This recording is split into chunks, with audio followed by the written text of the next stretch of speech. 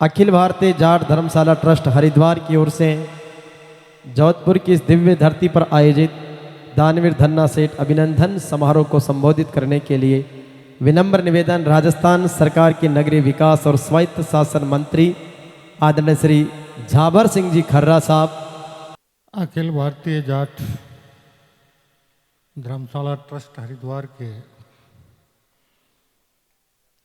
निर्माण में जिन भामाशाहों ने सहयोग किया, उनके इस भामाशाह सम्मान समारोह में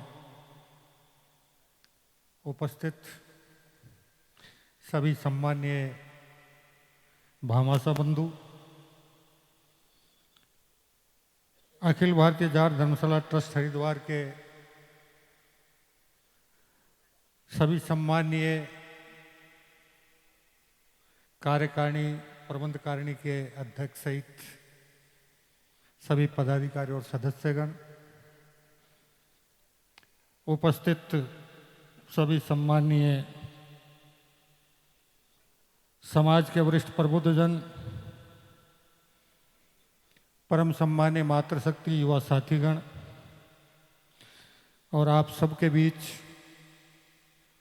मंच पर उपस्थित बाड़मेर जैसलमेर के सांसद माननीय उमेदराम जी बेनीवाल साहब, हमारे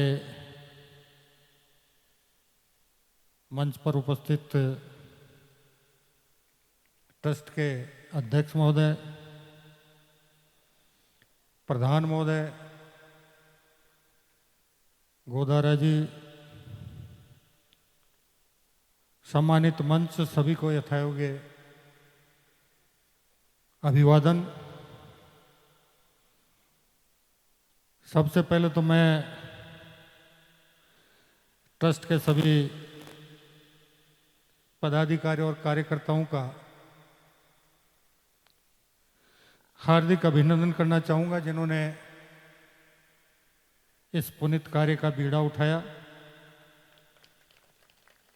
साथ ही मैं समाज के उन सभी सम्मान्य भामाशाहों का भी अभिनंदन करना चाहूँगा, जिन्होंने इस कार्यक्रम को पूर्ण करने में अपनी मेहनत की कमाई का हिस्सा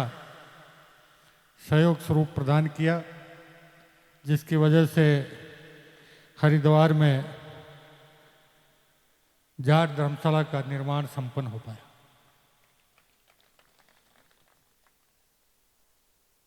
क्योंकि भारतीय सभ्यता संस्कृति और सनातन धर्म में किसान और मजदूर वर्ग का सबसे बड़ा योगदान इसके रक्षण और संरक्षण में रहता है। लेकिन साथ ही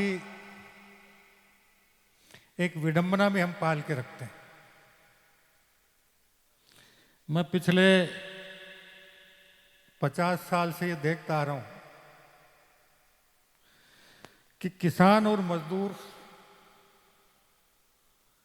दो वर्ग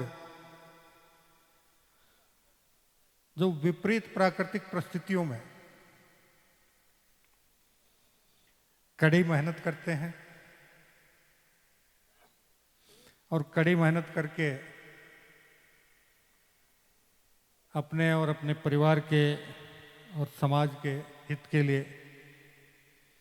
धन उपार्जन करते हैं।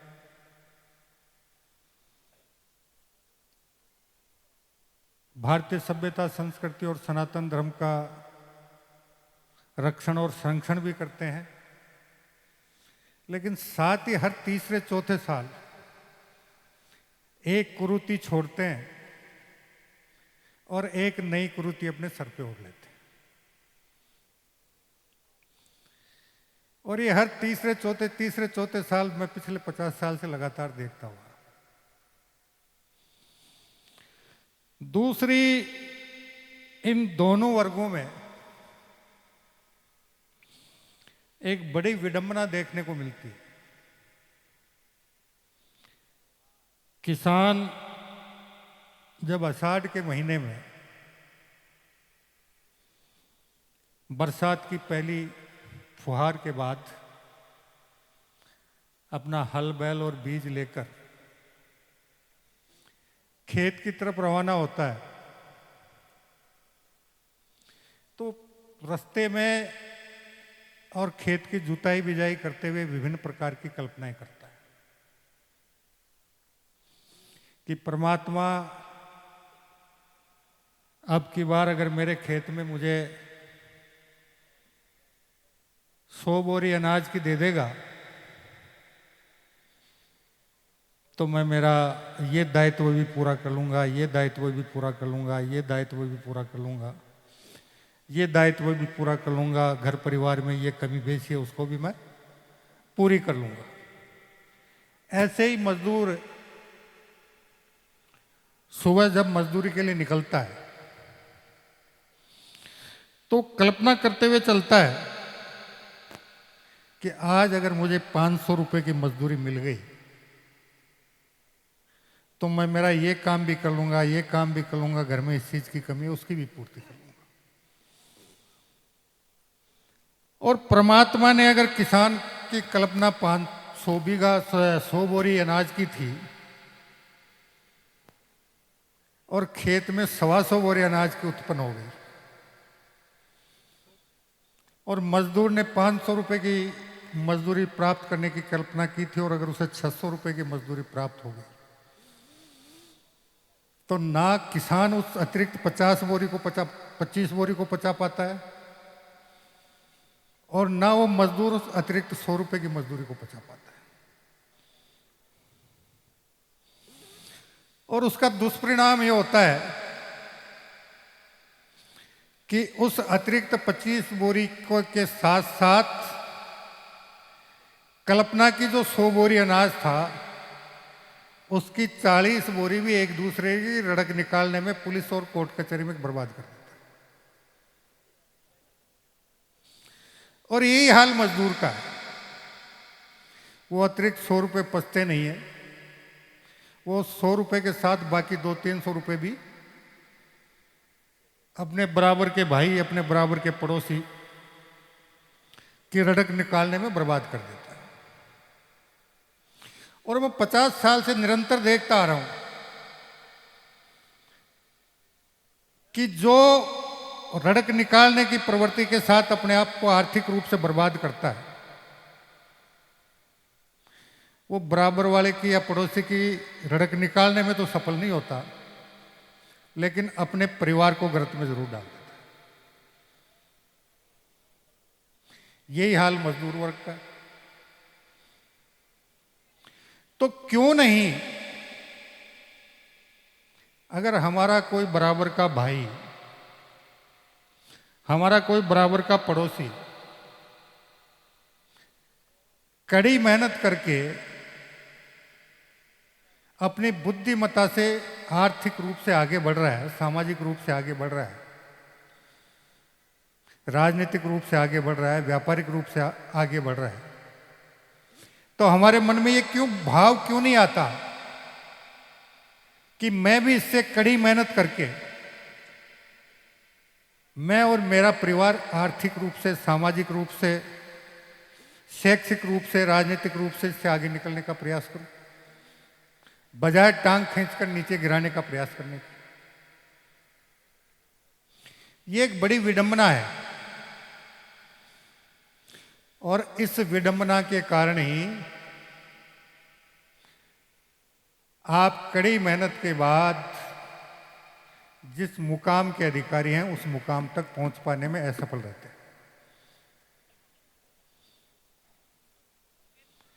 दूसरा, अभी माननीय प्रधान जी मग्गा राम जी से एक चर्चा हो रही थी।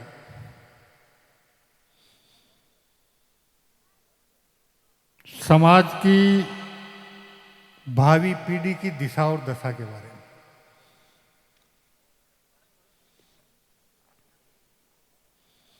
अगर हम इस पे गंभीरता से विचार करें तो निश्चित रूप से कहीं न कहीं परिवार के मुखिया होने के नाते, परिवार के बुजुर्ग होने के नाते,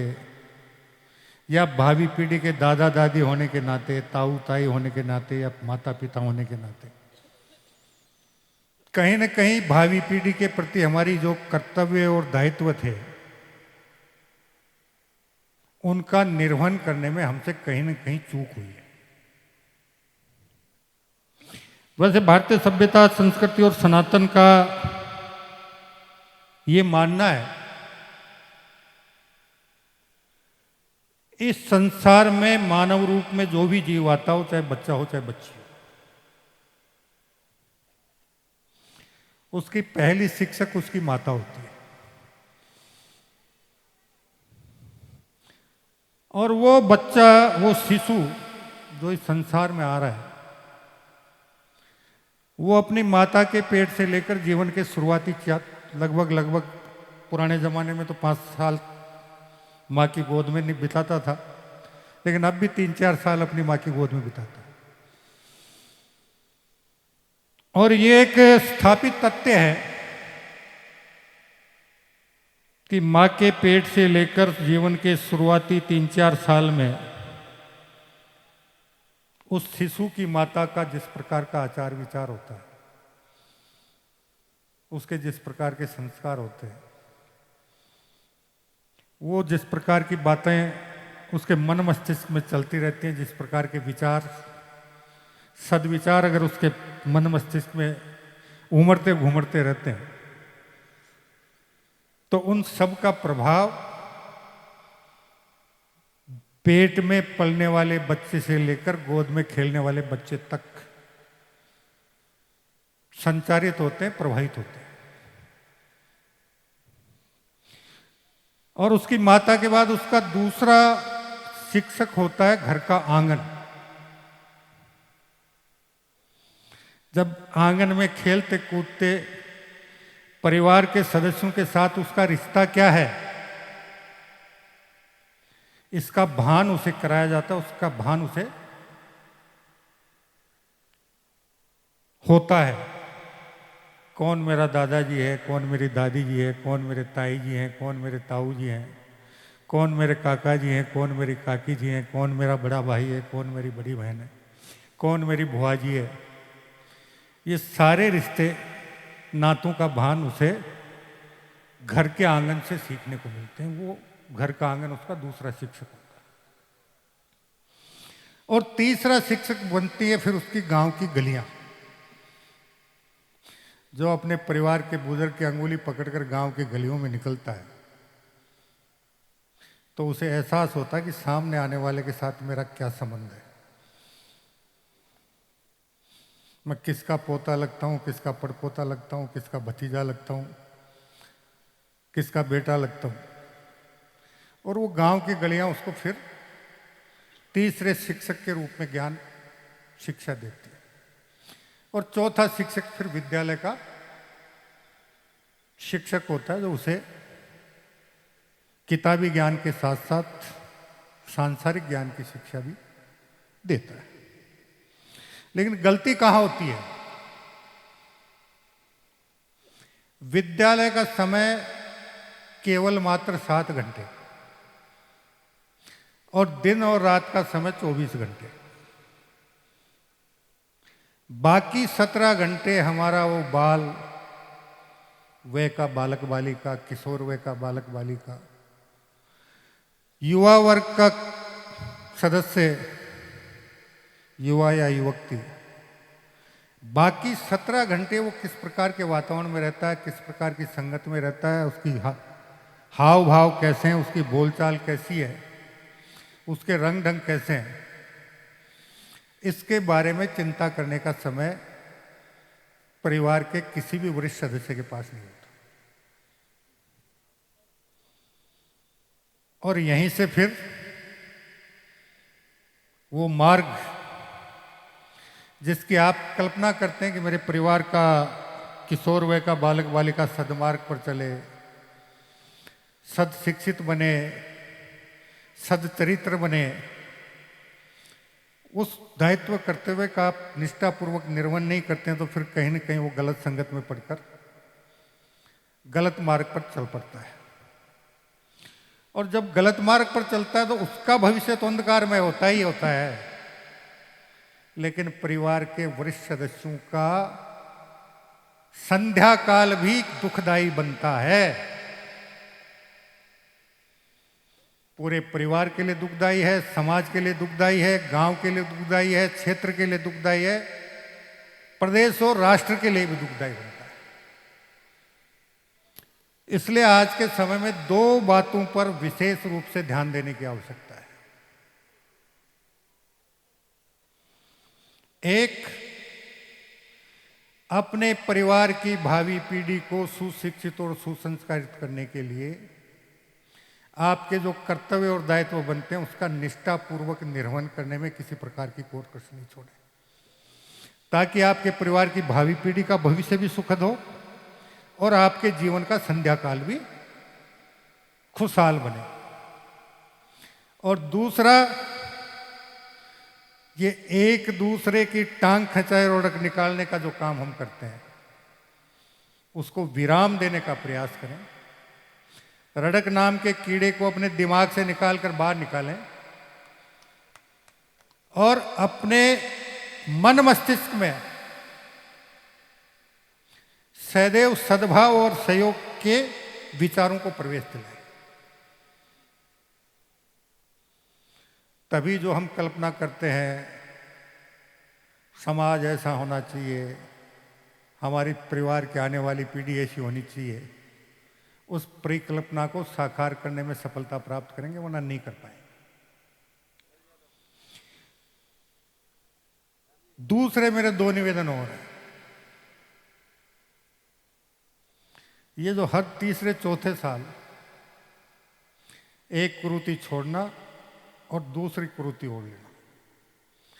और एक आपके क्या कहते हैं मुझे पता नहीं, एक होडा गोडो फुडाबो, जानो दोगे हैं?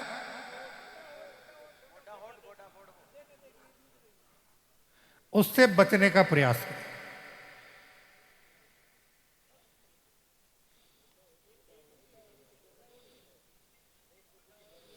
और दूसरा, अपने मन और अपने मस्तिष्क को नियंत्रण में रखें। मन बहुत चंचल है और मस्तिष्क भी बहुत चंचल है, इसको नियंत्रण में रखें, विवेक को जागृत रखें और आत्मा को जागृत रखें। अगर हमने हमारे विवेक को जागृत कर लिया, हमारी आत्मा को जागृत कर लिया, विवेक को सुनना शुरू कर दिया और आत्मा की आवाज को सुनना शुरू कर दिया, तो आपके हाथ से कभी भी कोई गलत काम नहीं होगा। ये दुनिया का सबसे कटु सत्य है। लेकिन हम विवेक को भी सुसुप्त रखना चाहते हैं, क्योंकि वो हमारी स्वार्थ पूर्ति में हमारे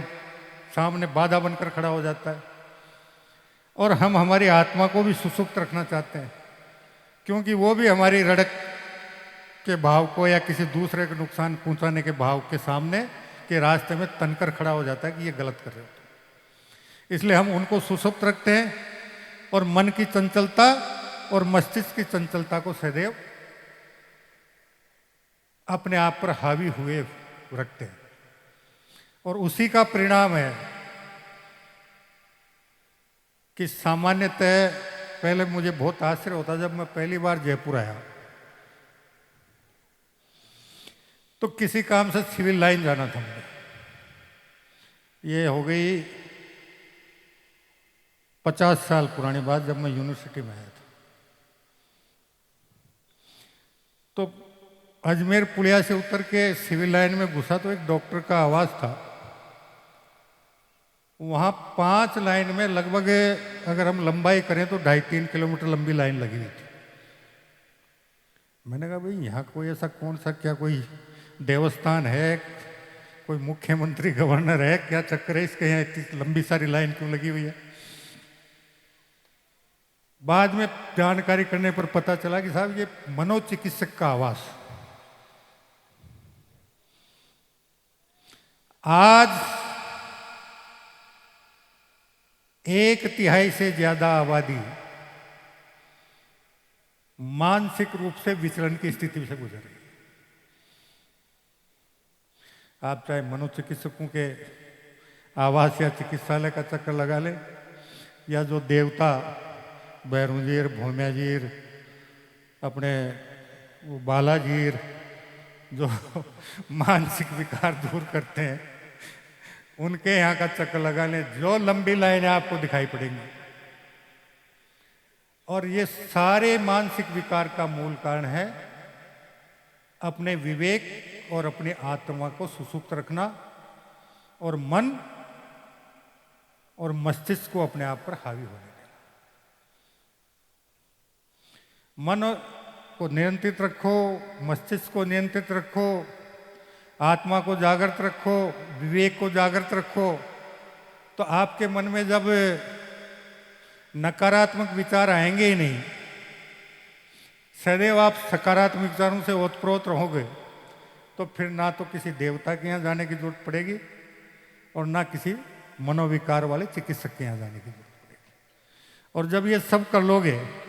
तो फिर भावी पीढ़ी को सुशिक्षित भी बना लोगे, सच्चरित्र भी बना लोगे, उनका जीवन भी सफल कर दोगे,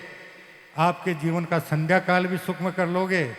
और समाज को में सुख और शांति का प्रवाह भी कर दोगे, राष्ट्र में भी सुख शांति का प्रवाह करने में आप सबका सहयोग। लेकिन समस्या वहीं आकर फिर खड़ी हो जाएगी कि हमारे स्वार्थ का क्या होगा। कृपया जब भी आपको अपने व्यस्तम समय में से समय मिले,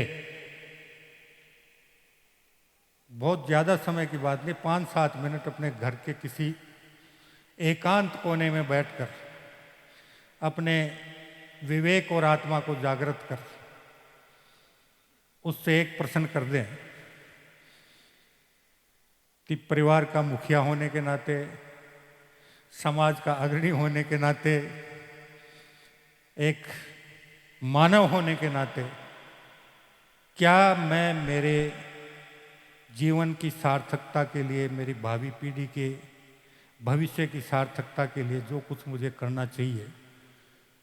राष्ट्र को आगे बढ़ाने के लिए जो कुछ मुझे करना चाहिए वो करना चाहिए, क्या वो मैं कर पा रहा हूं या नहीं कर पा रहा हूं?